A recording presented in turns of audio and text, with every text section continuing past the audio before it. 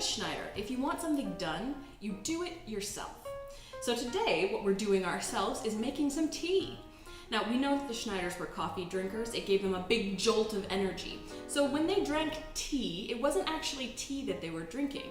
Tea comes from a plant called Camellia sinensis that doesn't grow in Ontario. So the Schneiders didn't have easy, cheap access to it.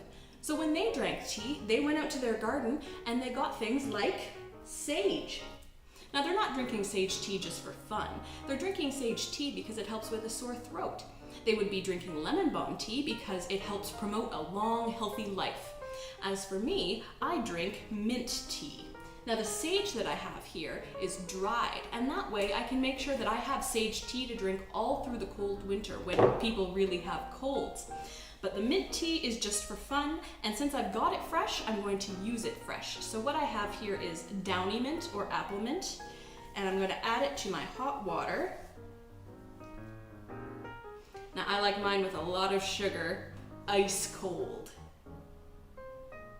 But any way you take your tea, it's bound to be refreshing.